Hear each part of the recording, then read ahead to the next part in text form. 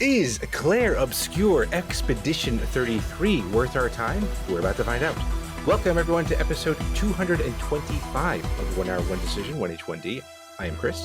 And I am Tom. And, well, sometimes we take 60 minutes and play a random game on Xbox Game Pass, but this time we do not. This happens every so often.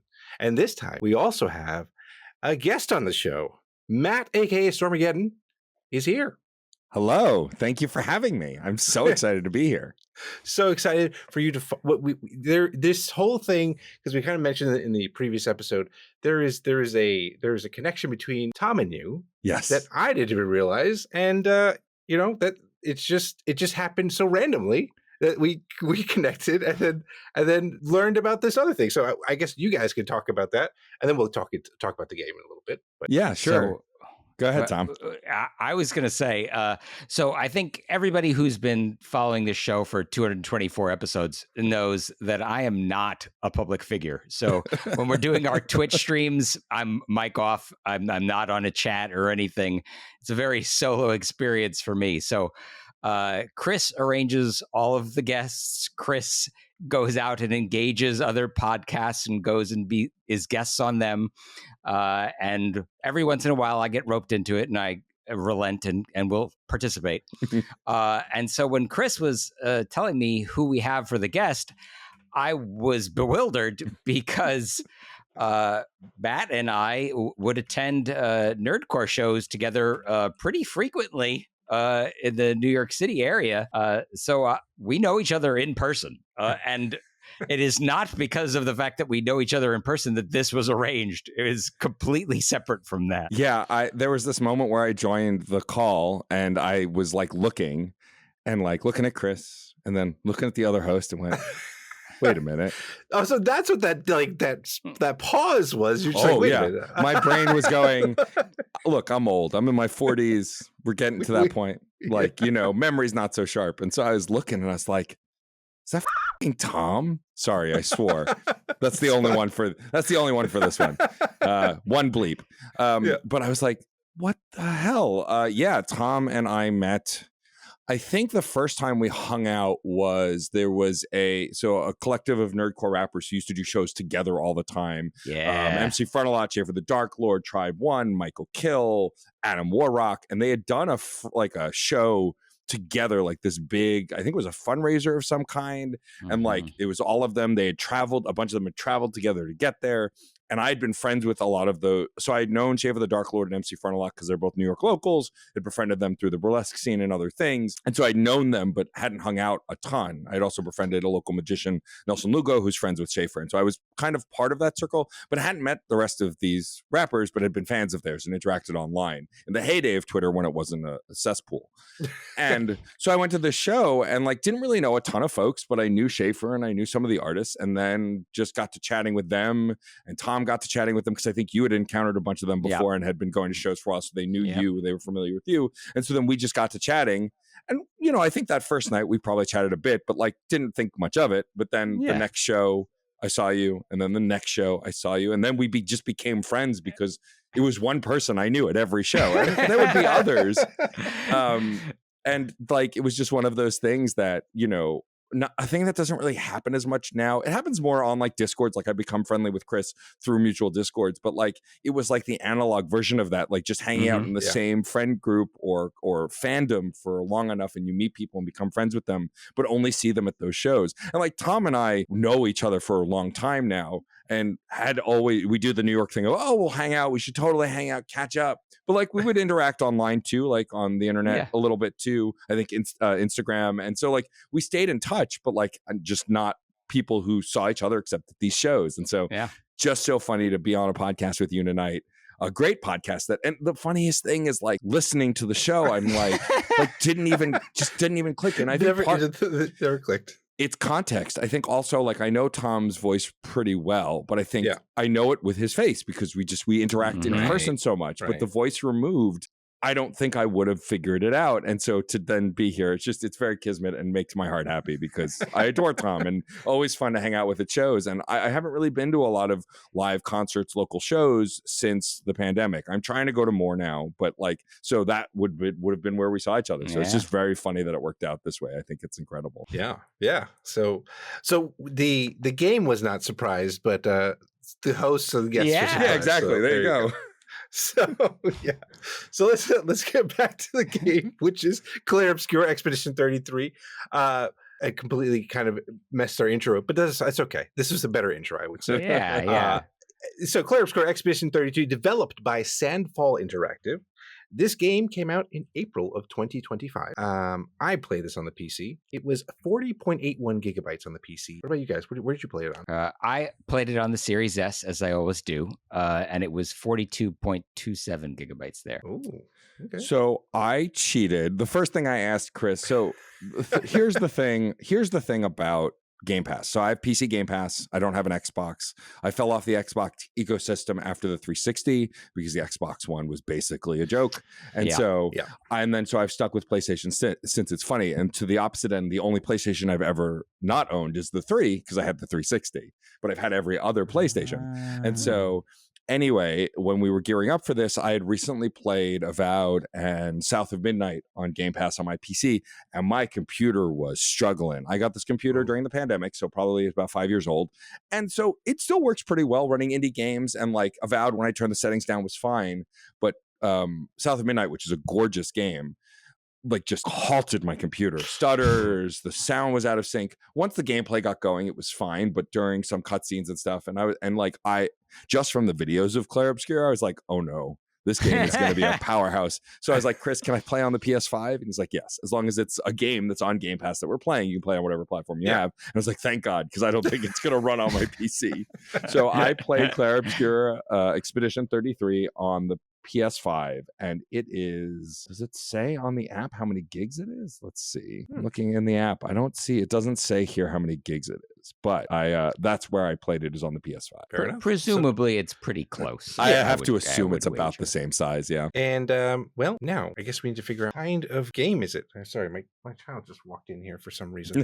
Anyway, what kind of game is it? I put third-person turn-based RPG. Okay. I put turn-based action RPG. And I would call it an RPG, a French RPG, instead of a Japanese RPG. A JRPG. I like that. Okay. Yeah. All right. Yeah. Yeah, exactly.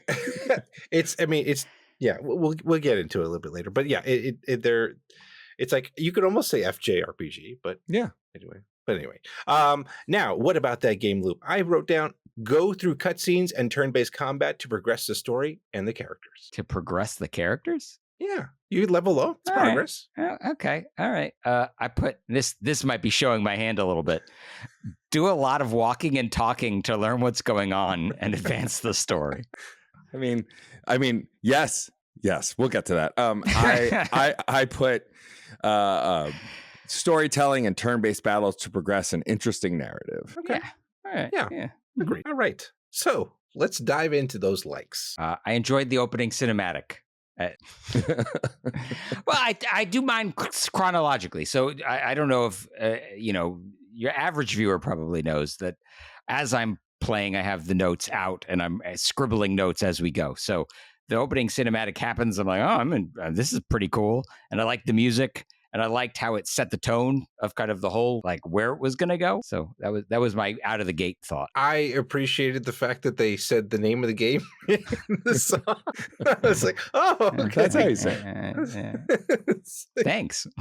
So that I could be like, roll credits. I'm good. That's it. That's the end of the game for me.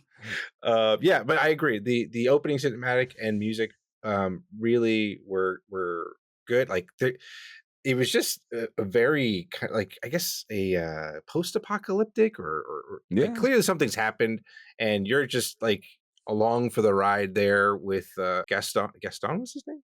Gustav. Gaston's from Beauty and the Beast. Come on, guys. Come on. Yeah. So and so that was all like it was just gorgeous from the start. Yeah. And like I was just really I mean I've seen previews and stuff like that about this game. Definitely gave me like Persona vibes, especially with the combat. But yeah, like actually just seeing it on my computer was something like it was a feast for the eyes. Yeah. I'm surprised how well it looked on the Series S. Honestly, I wrote it looks crazy good. Yeah, PS5. I mean, I immediately, as soon as I can, I pause the game and put it on performance because I rather 60 frames than the prettier graphics. Yeah. I like it to move smooth. My brain, like, control on the PS5 ruined it for me because, like, once you put that on performance and it moves smooth as silk, I'm like, I'm never going to play anything on graphics again. I want performance. But yeah, no, my first thought was the same. Like, I'd seen the previews, but nothing compares to, like, that opening moment. And, like, even the rooftop stuff, like, the early moments of the game is like teaching you the very basics of platforming and traversal and combat as you and Mael go across the rooftops. And like my first thoughts, like when they zoom in on Gustav with his suit and he's like fixing his prosthetic arm, like I just really impressive. Well, actually, my first thought was, wow, that really looks a lot like Robert Pattinson. And then my second thought was, I was like, they got the Robert. I swear they were trying to get Robert Pattinson to do the voice acting, and they're like, "Oh, we'll get Charlie Cox." He's like, "I'm available." It's like, okay, fine. But like, I just remember that opening scene where you have to grab the flower and everything. Like, was just stunning, like gorgeous. And the first time they pan, like, it almost looks like it's not post-apocalyptic, even though you know it is. And then it kind of pans to like the paintress and everything. You're like, oh, that shit's bleak. Yeah. It almost like I guess also gives me like an Elden Ring vibe. Yes, totally. I can see that. It's the darker saturated colors, I think. Yeah. Even though there is a really good and varied color palette, that first area, the opening, you know, in Lumiere is very like brown and gold and gray and green. And those are a lot of the colors in like the early opening areas of Elden Ring for sure. Oh, I didn't even think about that. Yeah. And then when you get to the actual open world, it gets more colorful. Like just like this game. Yeah, totally. All right. Yeah. And then character designs we kind of talked about. We got Robert Pattinson, but like overall, I thought they were like pretty unique looking. Obviously, the world is very interesting to look at, and I was just like really blown away. Like just like very intricate costumes that everyone had. I think they really took their time to be very detailed with the world and the characters that embody that world. So I don't know what you guys thought about that stuff or other thoughts, other things that you liked. I like that there are like little side quests and you're rewarded also for the dialogue. Like if you go and you talk to all the people on the streets, you'll get items for the expedition. Yeah. So it's not just a matter of, Pokemon style, just talk to everybody just for plot or whatever. Like, no, there's like actual rewards for interacting with people on the street. Like it'll open up side quests, it'll open up avenues to get goodies. Yeah, and not to spoil narrative stuff, but like also talking to all those people makes the moment after you go to the docks when the main thrust of the story happens, like which is in the opening moments, and like it's in the trailers when the Gamage happens, like you talk to all those people and then like half of them vanish and it's like it makes it hit harder. But like I also think it's really cruel that this game makes you play as Sophie in those opening moments. Like it's good, it's well done, but like, and it was like, it's funny, I was messaging with Chris earlier, like what an opening hour to play for this podcast. Holy moly. But yeah, like walking around and talking to people, you get stuff. And then even after that, when like the expedition, when they're getting ready before they go out, like there are little games and stuff and people, you get tokens, talk to people and all that stuff you're carrying with you after that. Like not all of it seems to have a purpose yet, but you have it. It's in your inventory. They're key items. And like, I think that's really interesting that they don't like waste your time. Also, a lot of the conversations I've noticed have multiple options. And it's not just do the thing, but it's like that you get a couple of different options. Even later on, when you're like at your first campsite, you can like choose to do things before going to sleep. I just like it's taking the dialogue very seriously and giving you a variety of options. It's not just go here, talk to that person. Here's a narrative, lore dump, move on. Like there's an interactivity to it. I did not really interact with anyone at the beginning. I just beelined to incredible. So I didn't feel like any connection with anyone, and because I was just afraid it was going to be just flavor text, and it wasn't going to give me that kind of impact that you mentioned, Matt. And I'm like, oh, now I think I just ruined my playthrough because because like, you know, as we'll talk about, like with the combat, it definitely gets challenging. And if I had a lot more items to like heal myself and stuff like that, that probably would be helpful. So yeah, okay, that's good to know. I will try not to avoid conversations then. I did like, and Matt touched on it a little bit, like at the festival right before the expedition, depending on what you do, you acquire these tokens, and then you can spend those tokens to get different things, like kind of power up your character and customization options. And I liked that, like you kind of walk in with one, or at least I did. Yeah. And then I'm like, oh, I don't know what I want to spend it on. And so I picked one, and I was like, I guess I'm just getting one of these. And then talking with other people, I'm like, oh, I got another token. Okay, cool. And then I went and, got some more stuff. So I was like, I only have one token. I'm done. I'm not touching anything. I just kept going. It's so funny. It's like, who are the RPG players here, and who are the people who just want to get through to the next thing? It's like a good friend of mine, Joe, who I've known basically my whole life. I call him a fiddler because whenever we were playing games together, he would have to check every corner and every wall and look at every little thing. And so like he's been playing this also. We've been chatting in Dave's Discord. Shout out to Tales from the Backlog. And like I was just like, this must be paradise for you, because like it rewards you all the time for going out of your way and doing things. And I love when games do that. I think even in the early moments past the prologue, because you can't really get much further than the prologue in the first hour, but those opening moments, even when you're searching around, like if you go off it's pretty hallway, like it's pretty straightforward, but like if you veer off the path, you'll always find something. And any game, like if a game gives me a goddamn waterfall, there better be something behind it. Like if you're going to give me the option to go off the beaten path, give me something for doing it. And this game has done that just about every time. And so that also I loved, because I like to be rewarded for that stuff. The RPGs that drive me bonkers are when they have, like I'm covering Dragon Age 2 for one of my other podcasts.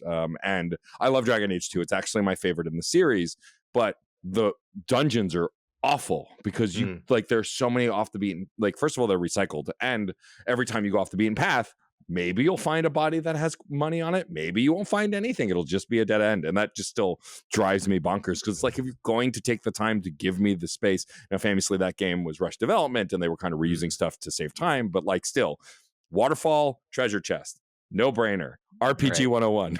See, but that was the thing. I think I tried to go down an off-beaten path early on in the game. And I was like, oh, there's nothing really here. So I was like, I felt like I wasn't getting rewarded. Right. But then I feel like I probably got a lot farther or past the prologue than you guys because I just beelined it.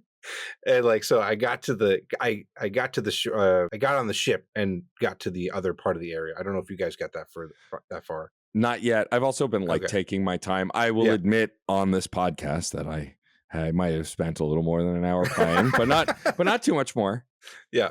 But yeah. So I mean, I beelined it. So I was just like, okay, I got to see the world beyond that veil. And that's where it gets more colorful and stuff like that. And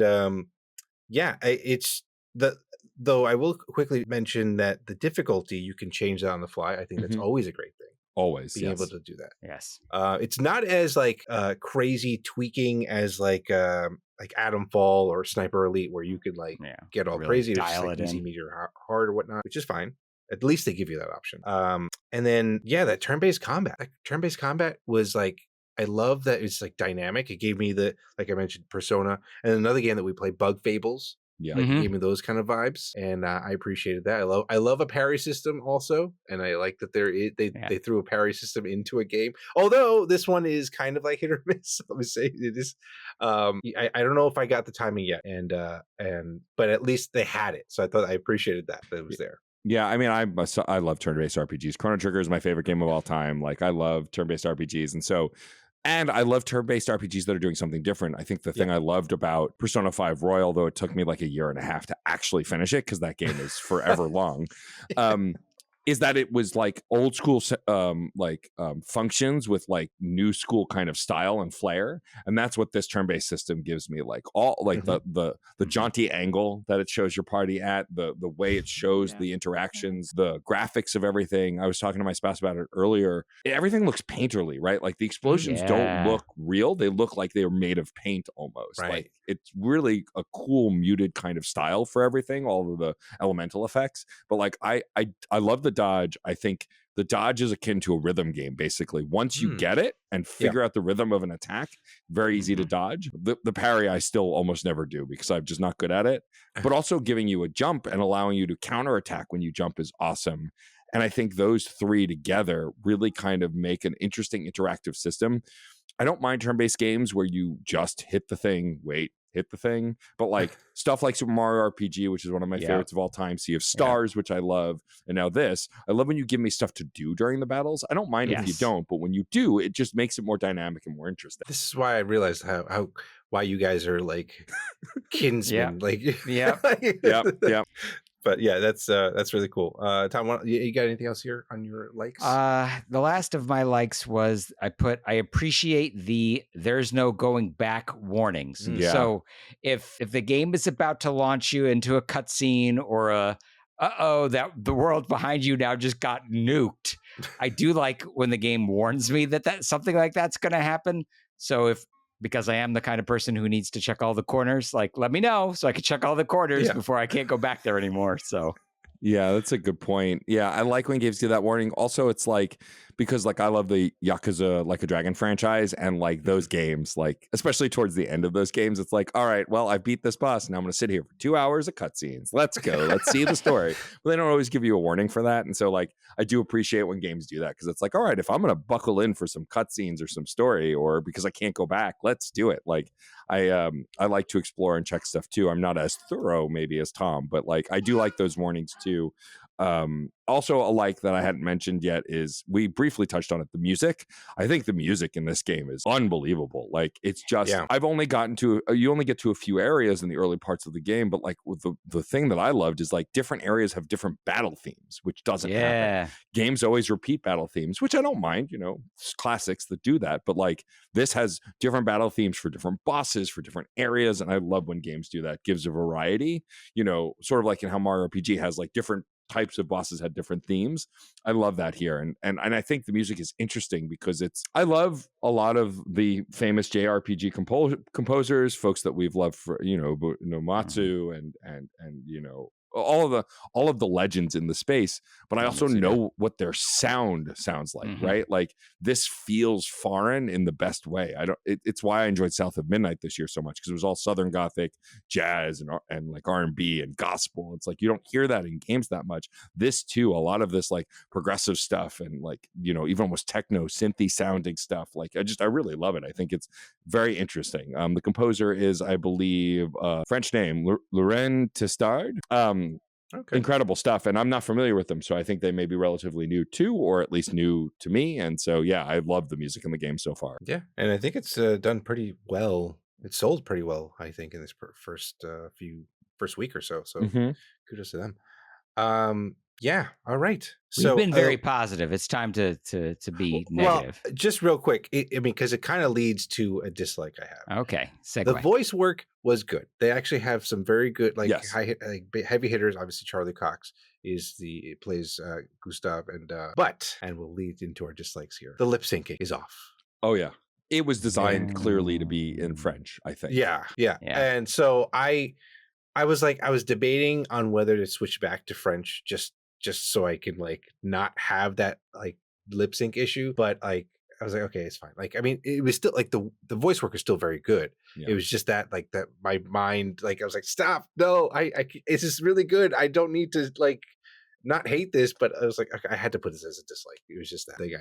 I definitely bothered me while I was playing the game. Yeah, I get that. I love the voice work, but yeah, I agree. I think it's just a little weird. I mean, I've kind of gotten used to it. You play enough games in different languages that like the lip flaps don't. And I mean, the old Kingdom Hearts lip flaps didn't match anything. They were terrible. So like JRPG folks have been suffering for a long time. So I feel like I'm kind of used to it. But I think the big dislike for me is something you liked that you mentioned, which was the parry. I don't mind the dodge. I like a parry system. Right. I didn't say that this was like a very good parry system, but like, Yeah. but yeah. I think that the my biggest dislike so far is the difficulty spike. Like there are world or area bosses that are meant to be too difficult, but like your characters will shout, "Hey, that enemy looks really tough," to kind of warn you. But like even still, there was one boss I found in one of the first areas past the expedition setting out that like killed me in one hit, and I only had two party members at the time, and so I'm like, this is not good. But also, I just struggle with the parry system. I feel like the parry is less precise than the dodge, which makes sense, right? The dodge would be more forgiving, but I've basically given up on the parry, and because I can't get it down.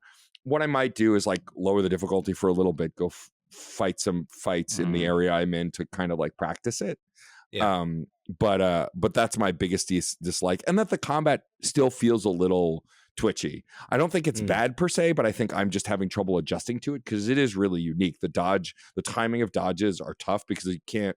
That's the other thing. Because these enemies, at least the early enemies, are not real things and have weird limb proportions, I have trouble guessing the strike. Like the strike animation is hard to read, and so I struggle with that a little bit. The readability of the enemies have been a bit of a struggle for me. Yeah, like even if they added like maybe a pop of color, because this game does, like you mentioned, painterly and all that stuff. Like when it's like about to strike, got that little light or whatever, and it's like boom, okay, that's when you can do your parry or block or dodge rather. This game has a lot of cutscenes as expected. Yeah. I mean, it's a dislike, but it's like, at the same time, the issue that I had though, and it's just like a very, very first world problem. I'm playing it on a ultra wide screen, and the cutscenes are set up in 1080p. And so it's like smashed in the middle, and it's all, and like you could tell, how like most modern games now, you could see like when you have a cutscene and it like kind of just melds right into the gameplay. Yeah. It looks really nice. Like this, you can see it's compressed, and it kind of takes you out of it a little bit because of that. And like I'm being nitpicky here, but that is, but we're talking about our dislikes here, so there's that. So yeah, that was definitely one thing that I definitely had to mention for any ultra wide players. Like, be warned. I have to second or third that the whole first hour is all exposition, on this expedition. And in fact, for me, the expedition did not start in the first hour. So the game is called Expedition 33, and I didn't get to the expedition. There was a lot of talking about an expedition that's going to happen, and I guess an hour two.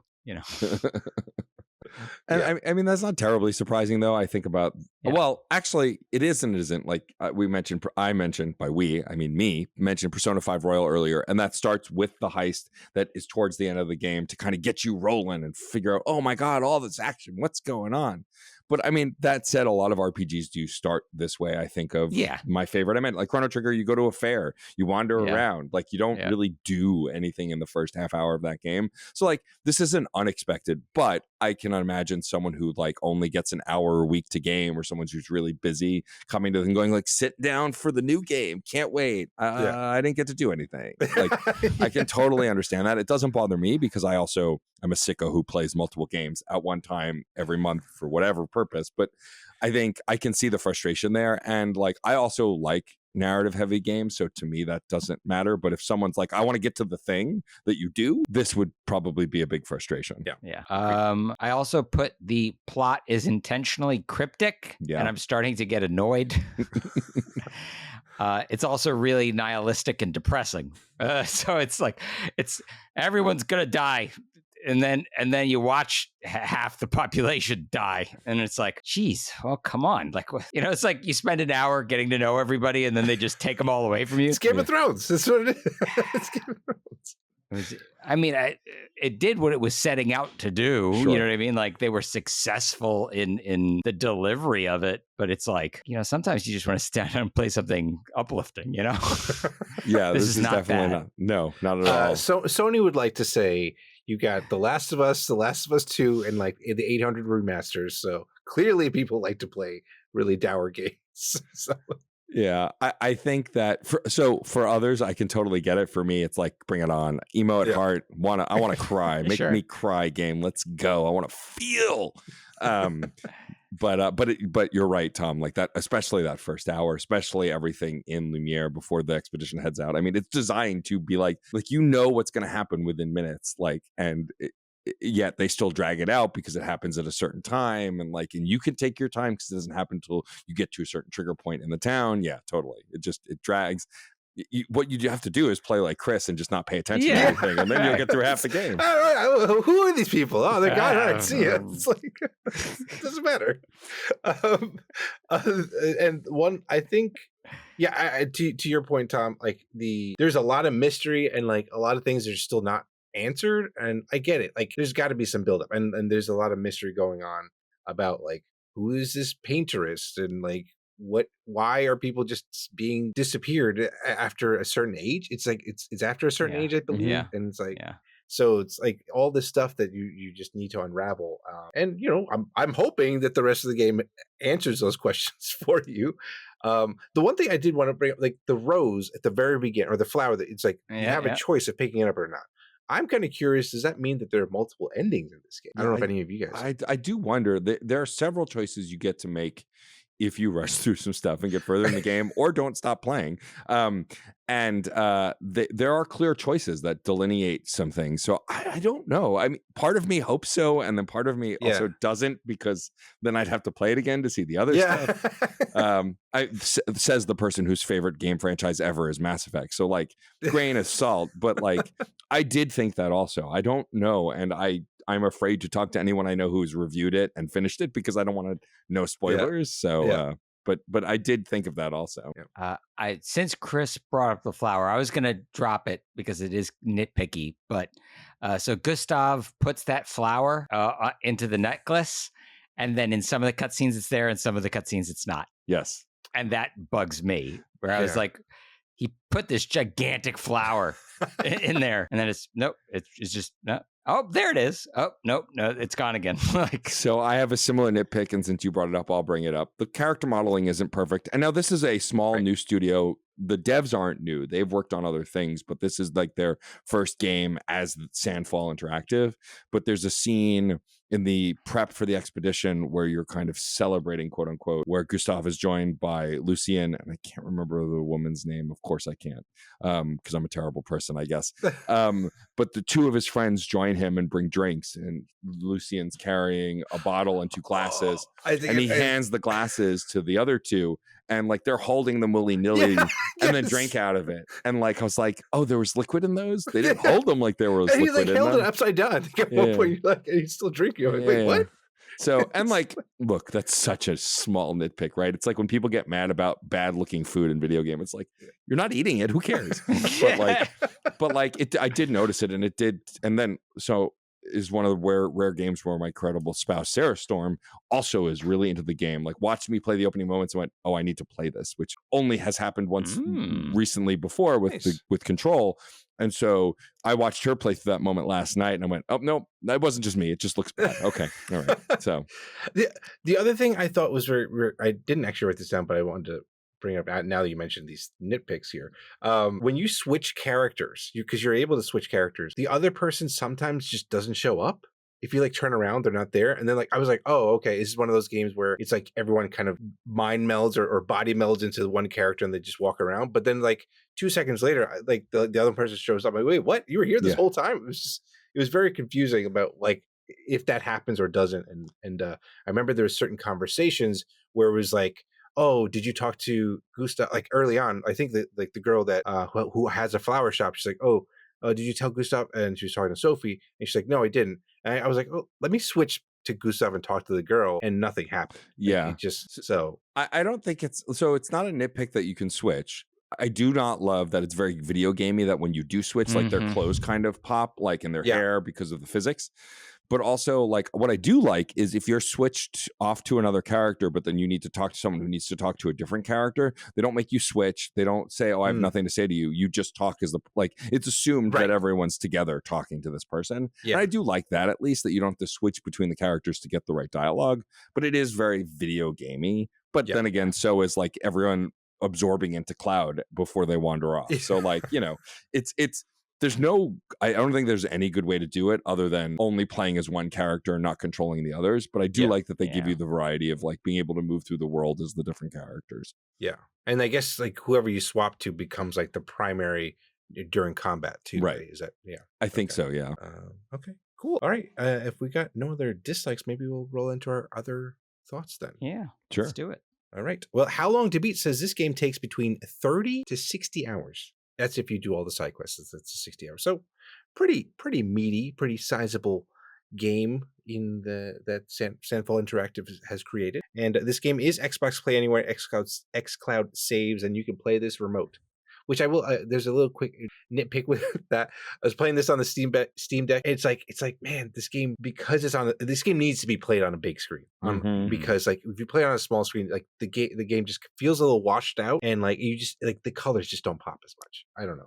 That's what I saw. I played on my Steam Deck. So. Yeah, I haven't tried yet, but I can through my Steam Deck play my PlayStation Play Anywhere by totally legal means, I swear, and basically turn my Steam Deck into a PlayStation Portal. I've done it with some other stuff, but I haven't tried it with this, and I'm curious to. But I also feel like because it's so detailed, like I love playing, pixel art RPGs on a small screen because they feel right, and like you can, like they're all like the pixels just I think pop on a smaller screen. I'm an RPG nerd who likes to play on portable. I never play my Switch docked. I'm laying down on my couch playing my Switch all the time. It's my preference. And so but I feel like this game, because it's so cinematic, like you're saying, because it's so detailed, I think a bigger screen probably look better. But I'm curious to try it just to see how well it runs and looks. But to me, this feels like an event. So I'd rather play it on the big screen. All right. Tom, you got anything here? We talked already that Gustav is voiced by Charlie Cox, who is Matt Murdock, Daredevil. Sandfall is a French studio, and this is set during something called the Belle Epoque, which was new to me. I didn't know what that was, but it's the golden age, I guess, of France leading up to World War I. So there was a time there of advancement, a second renaissance.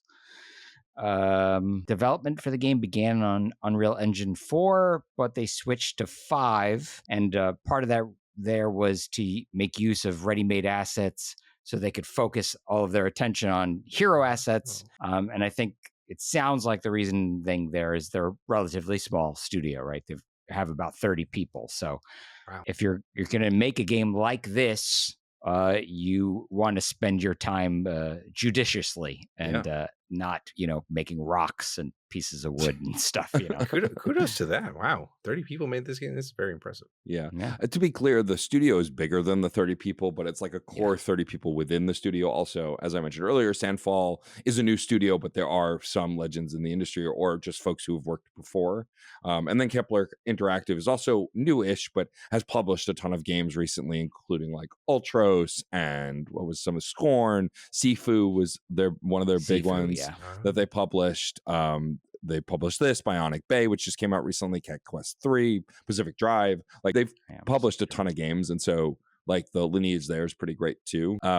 Voice cast also, of course, the guy who's in everything. Ben Starr's in this one as well. I haven't met his character yet, but he's in it. Also Andy Serkis in this. And so my immediate thought is, must be a villain. I could be wrong, but like... Probably, right? Andy Serkis, usually a bad guy. Love Andy Serkis though, and so it's always fun. And he's been in a bunch of games over the years, and like always played these really interesting and unique roles. So every time he turns up in anything, I'm always happy. And the also what was one of the other cast members? The voice actress for Shadowheart in Baldur's Gate 3 plays the redhead who you meet early in the game. I'm blanking on her name now. Mael. Right. Yes. She plays Mael, and does a great Jennifer English, I think her name is. And so she does a great job as well. I'm like such a voice actor nerd that like anytime I'm playing one of these games, it's like, oh, I know that voice. Oh, I know that person. So, that's something I forgot to mention in the likes section, but I'll mention here. I think the writing's fantastic. I do agree that a lot of the time I'm going, like, I feel like I'm watching an episode of Doctor Who. I'm like, wait, what? Wait, what's happening? No, we've moved on to the next thing now. We're not going to explain that. Oh, and we've moved on to something else. A lot of it is just accepting it and letting it wash over you, which I'm pretty good at. I don't see twists coming ever. So, to the point where like every Yakuza game has a twist in like the last 2 hours, and I never see them coming, no matter what they are. I just have no idea. And so, while I think it's like it was a little overwhelming, I think if you just are someone who likes to just go with the flow and figure out a story as you go, it could be somewhere in between like and dislike for some folks. I think that's fair. All right. Well, then, folks, it is that time where we need to figure out, are we keeping this on our respective hard drives, or are we like the painterists just knocking this off our hard drives and never hear from it again? Shall I go first? Or sure. Or do you? Yeah, I'm happy to go last first, however you guys want. Well, you know, yeah, we'll go. We'll get your final decision last here. Okay. So, I'll go first here. Look, there is enough mystery in this game. There's enough style that definitely wants me to keep going down this crazy rabbit hole that Sandfall has created. And yeah, I want to know. I want to learn more about why this is happening. Why people are just getting. In Tom's notes here, Thanos snapped. You know, so like, yeah. So I'm definitely going to give this a shot. Will not be playing it remotely, but definitely has to be played on a big screen or something like that. So that's my thoughts here. Tom? So I think you could tell from my game loop early on that this takes such a long time to get going. And I acknowledge, you know, Matt talked about it, I talked about it. Like, it's standard for this kind of game. Like, these games take a long time to get going.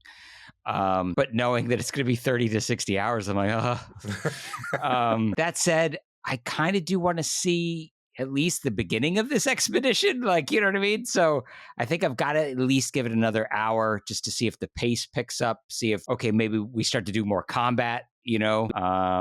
But I just have this feeling in my bones that what's going to end up happening is I'm going to move on to something else. So I'll give it the other hour. We'll see how it goes. But at the end of 2 hours, knowing that there's another 58 on the other side of it, that's a tall order for me. Potentially 58. But it's how I play, Chris. You know. All right. I've got to look at every. It took me an hour to get to the expedition because of the way that I play. Like, right. You know. Right. Agreed. It's like, be a different person and you can get it done in 10 hours. I'm like, okay, well, I'm sure. Well, Matt, you are the final decision. So I may have showed my hand a little bit earlier. I have played 3 or 4 hours of this game. I once I picked it up. So I didn't, to be fair, I only played the extra 2 or 3 hours yesterday or the day before because I just hadn't had time to play it. Other stuff had come up, you know, real life BS. But I love what I played. So it kills me so much, Tom, that you didn't get to when the expedition sets off, because the thing that happened next is what really hooked me, like as the prologue ends. And like, then there are moments in early act 1, 2, where I just went, that I don't want to spoil for you, that I just went, oh, okay, that's what we're doing. And like, it really hooked me. And like, the world is really interesting. And for me, it's, as someone who's played so many turn-based RPGs and loves so many of them, but doesn't love all of them, this one's combat system and style hooked me well enough, because I got to do the combat, which Tom, as we established, didn't really. I'm really, really hooked. I think that there is a chance I may knock it down to story mode just because I want to see how the story ends and I don't want to spend 60 hours. But that said, also, as someone who has played Persona 5, which took 160 something hours, you know, has regularly played RPGs that take, like I played the Veilguard last year, which took me about 60 hours. If this is 30 hours on the shorter end, that's a short RPG comparatively. So fair. For me, it's worth it. And the other games that I really want to play in May are much smaller bite-sized games, so, or DLC for a game. And so I think this will be my main focus for May, because like I can play like one large game a month. I can't play multiple. And it feels weird to call this game a AAA game because there's a big budget behind it. Clearly, they have Charlie Cox leading the game, and he is for sure not cheap to employ, especially now. Probably and never keep in was. mind, they have the French voice actors too, so who knows how much they're. Right. And so like, I think that, but it feels indie and scrappy in the sense that it's so different and unique. And like, it's why I also bought it on PS5, even if I was afraid that I might not want to play more than an hour, is because I want to throw money at this. You know, it's why I played and talked about Star Wars Outlaws. It is far from a perfect game, but I enjoyed it and I want more of that, which now we found out we're probably not going to get anyway because it made sales numbers. Hooray. But like, I want to throw money at things that I think are unique and different because we don't have enough of them. And this feels that. And so I think for that alone, it would have kept me playing too. But I am definitely going to see this one through to the end because I'm just really hooked on it. Cool. Excellent. All right. Well, those are our thoughts. Let us know what you think of this game. Follow us and say hello on Blue Sky at 1H1D, or that cesspool of Twitter at TC1H1D, or threads at TC1H1D.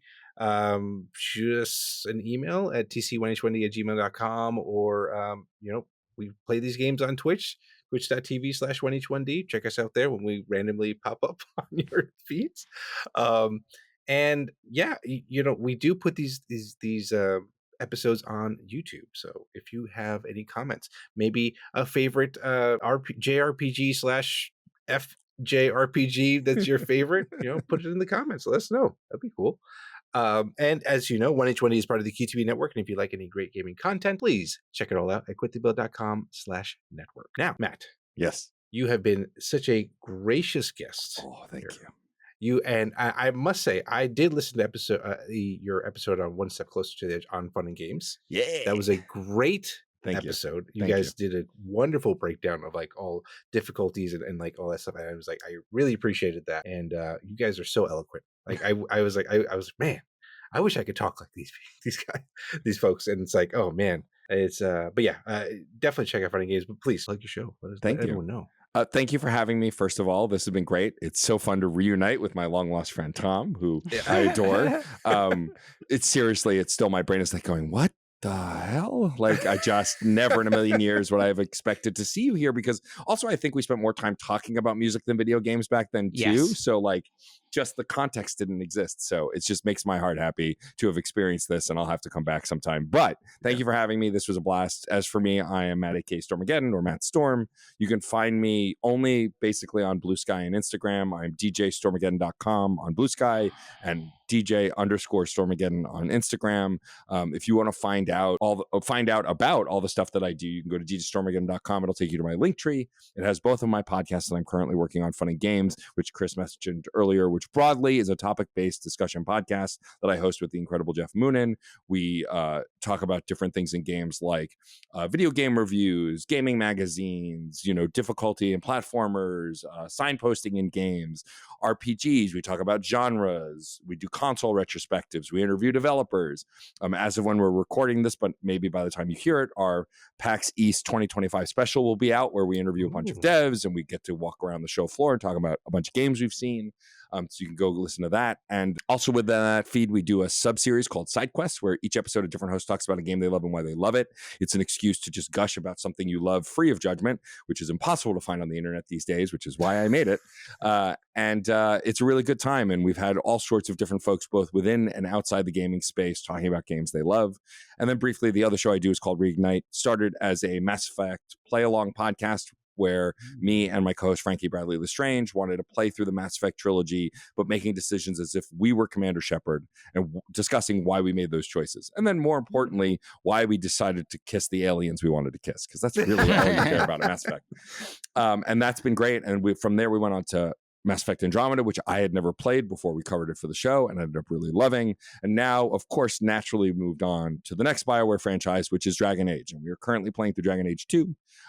No mages have died yet well, actually, no, that's not true. Sorry. At least one has, but it only gets better, sort of.